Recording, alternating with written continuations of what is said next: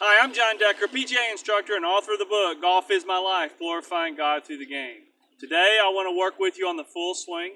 We're going to work on a shot where the ball is above our feet, and we're going to talk about club selection.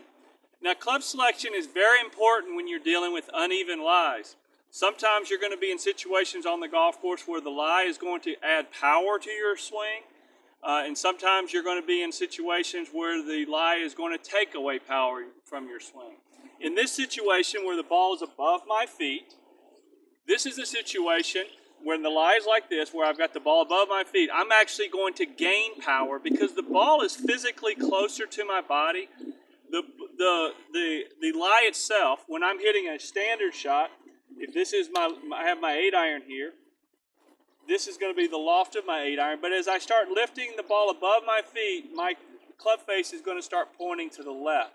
This is actually going to produce a draw, and this is a stronger shot, meaning when my ball hits the green, it's going to tend to release. I'm going to tend to get more roll. So my club selection, when I'm choosing between a 7-iron and an 8-iron, is going to be an 8-iron. If I'm choosing between a 4-iron and a 5-iron, it's going to tend to be the 5-iron. The only exception to this is if there's trouble short. So for example, if I'm choosing between a 7 and an 8-iron, but I'm going over water, then in that situation, I would go with a 7-iron.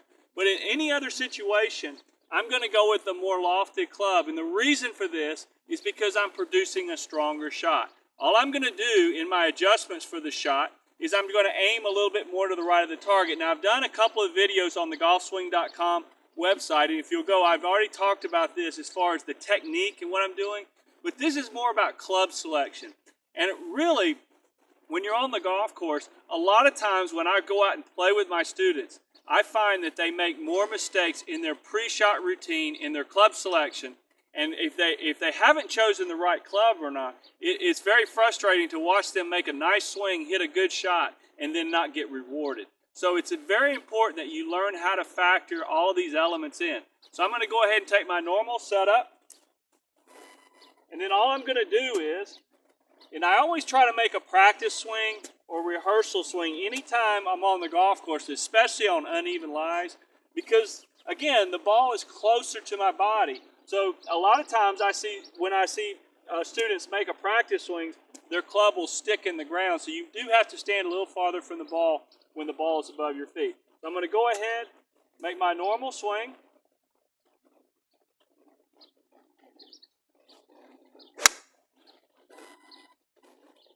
I hit a really nice solid shot. I got my divot there.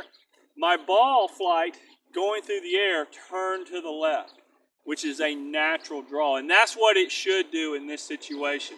One of the things I recommend that you do when you get on uneven lies as well is that you play the shot that you've been given. So for example, I know that this shot is going to produce a draw.